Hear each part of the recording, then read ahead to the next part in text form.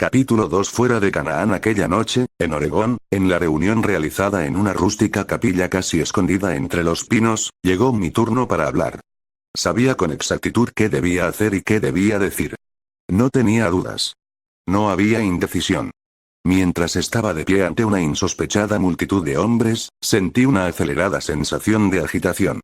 Estaban de pie como yo mientras los guiaba a una confesión de Jesucristo y su señorío, y luego en una oración de compromiso con Dios, como siempre lo hago antes de ministrar. Después, antes de que pudieran sentarse, los miré a los ojos y les di el mandato de Dios. Si vives cometiendo adulterio, fornicación, homosexualidad, incesto, o practicas la masturbación, complaciéndote en la pornografía, disfrutando de fantasías sexuales o cometiendo cualquier otra clase de pecado sexual, te ordeno en el nombre de Jesucristo que te arrepientas, y seas restaurado a una correcta relación con Dios el Padre, siendo reconciliado por Jesucristo y el poder del Espíritu Santo. La sala quedó en silencio por una fracción de segundo. Aquellas palabras, que habían sido garabateadas con tanta torpeza unas pocas horas antes, ahora atravesaban el aire como una corriente eléctrica.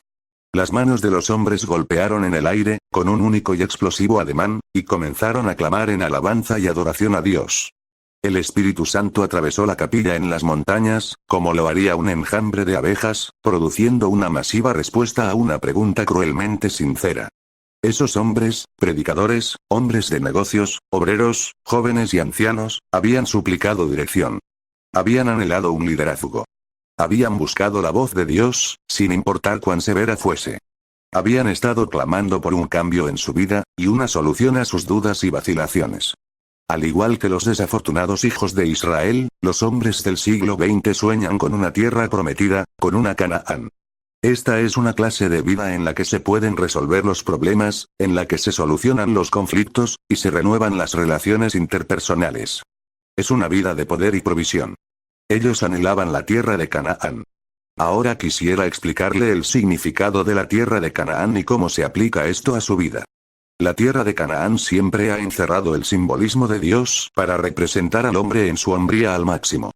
Canaán es el lugar donde se cumplen las promesas de Dios en nuestra vida, el lugar donde Dios lleva el potencial de su pueblo al máximo, tanto en forma individual como colectiva. Y esto afecta sus espíritus, emociones y cuerpos, sus matrimonios, hijos y profesiones. En el Antiguo Testamento, la tierra de Canaán era el lugar donde Dios quería que vivieran los israelitas después que los libertó de la esclavitud de Egipto.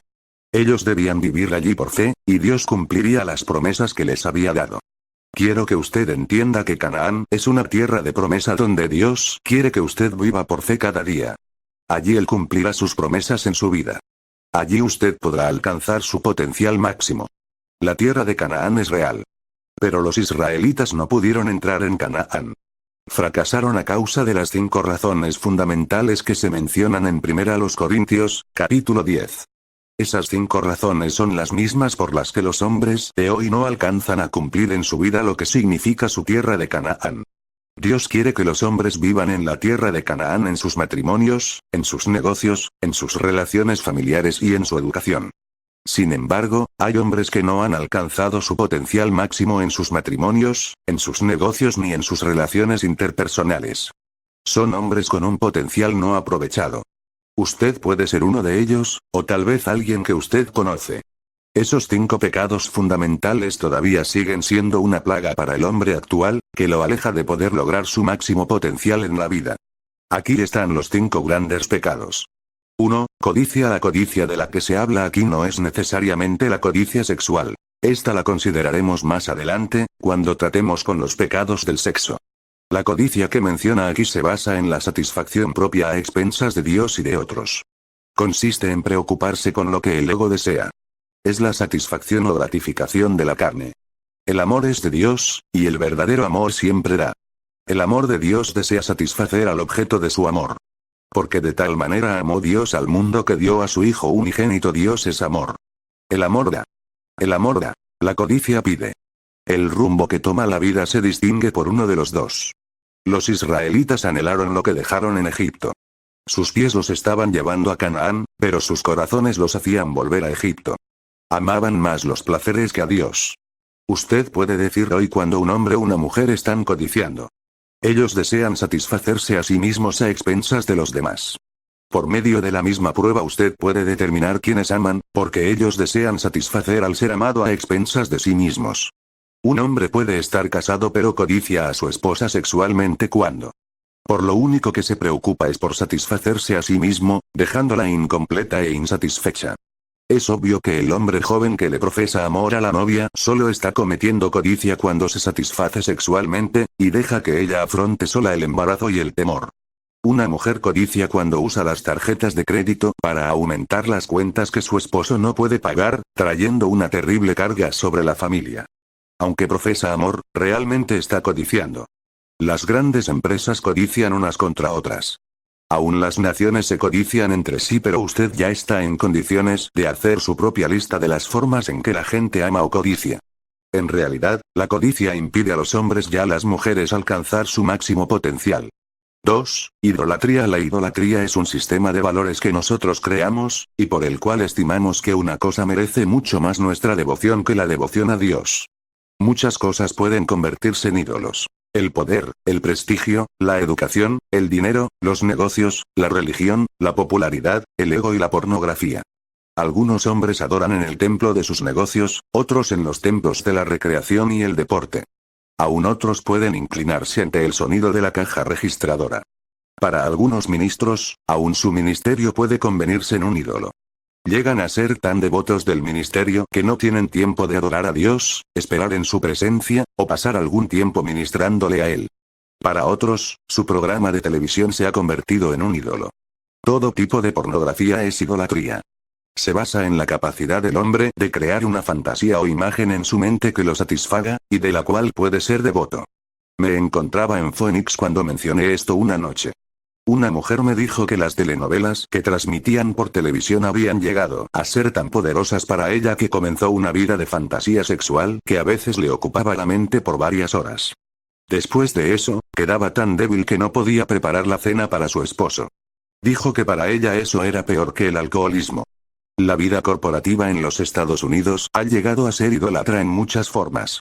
Muchos hombres sacrifican sus familias por el bien de la empresa donde trabajan. Muchos actores se adoran a sí mismos. Cualquier persona puede llegar a esto, pero ellos son más susceptibles por la adoración que representa la fama. La idolatría impide que los hombres alcancen su potencial máximo. Esto es así en su vida personal, matrimonial, profesional y espiritual. 3. Fornicación. En realidad, esto incluye cualquier clase de pecado sexual. El pecado sigue siendo pecado. No importa de qué manera lo deletree. La fornicación es popular y la promiscuidad sexual se acepta hoy día en todas partes, excepto en la Biblia. No importa que los hombres quieran quemar, negar o crucificar la palabra de Dios. A pesar de eso todavía levanta el estandarte de la fe, nos da las reglas de conducta, y nos revela el carácter de Dios. La lectura sobre Sansón, el rey David y otros personajes en las Escrituras nos da una lección vital en lo que respecta a las consecuencias de los pecados sexuales. Pero la lista continúa hoy día. Todos los hombres, aun los que en muchos aspectos de la vida desarrollan su hombría al máximo, están limitados por sus pecados sexuales. Tanto los solteros como los casados, los jóvenes y los ancianos, están sujetos a los deseos, apetitos, pasiones y tentaciones que les provocan una pérdida y les impiden llegar a ser lo que Dios quiere que sean. De esa forma, los ministerios encomendados a los hombres no se han desarrollado o están perdidos.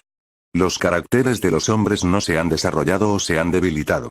La promesa de Dios de sentarse con él ha sido dada a los que son declarados vencedores. Estos son los devotos que alcanzan el éxito. A todo hombre se le da la oportunidad de entrar en su Canaán, de desarrollar su hombría al máximo. Cuando los hombres de Israel cometieron fornicación, murieron en el desierto, y nunca llegaron a ver Canaán. Los hombres todavía siguen muriendo en el desierto, atascados en el cieno moral, perdiendo lo mejor que Dios tiene para sus vidas. Este no fue el plan de Dios para entonces ni lo es para ahora.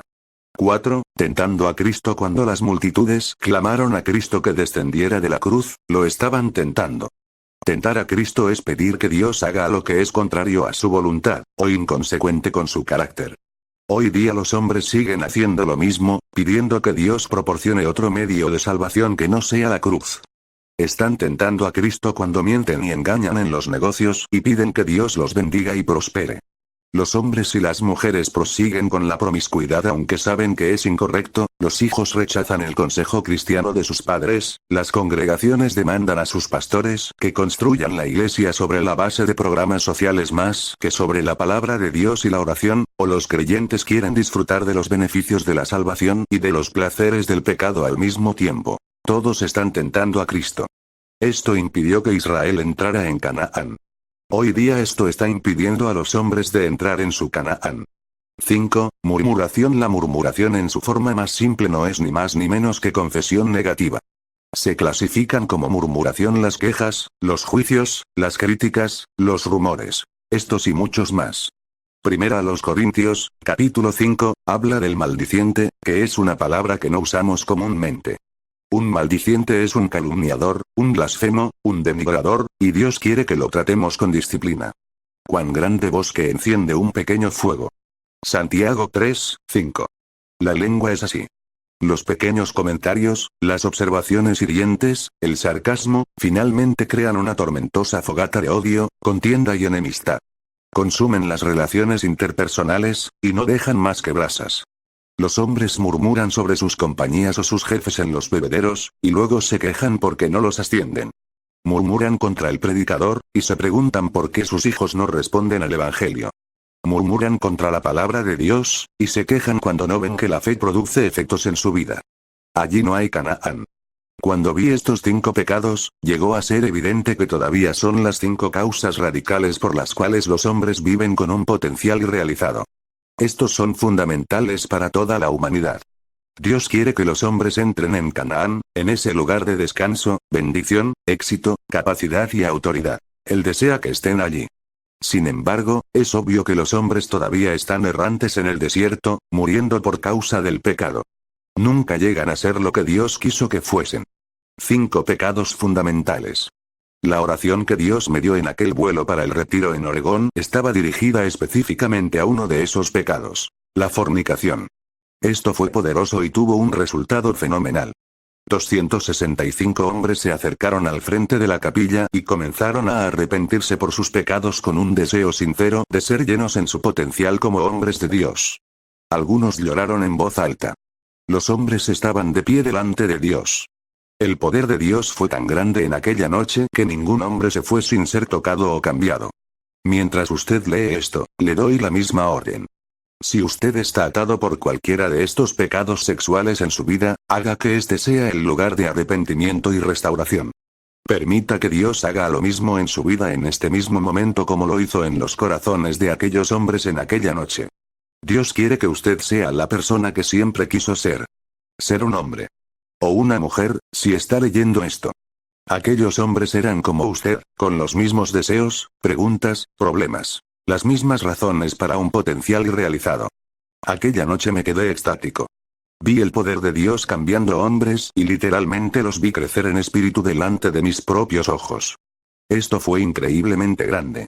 Pero más tarde me afligí por los otros millones. Sabía que los problemas del hombre del siglo XX no se limitaban a este pequeño grupo, ni siquiera al próximo grupo a quienes yo hablara. Sabía que había otros incontables hombres que nunca irían a un retiro, a un servicio de la iglesia, a una reunión de compañerismo, o a una conferencia. Y aun cuando estaba orando con aquellos hombres de esa pequeña capilla de Oregón, sentí que el Espíritu Santo me impulsaba a moverme. A declarar los mandamientos de Dios a lo largo de la nación, a hombres creyentes y no creyentes en todas partes, en sus pueblos, en sus ciudades y en sus comunidades. Sabía que Dios me había preparado precisamente para esto.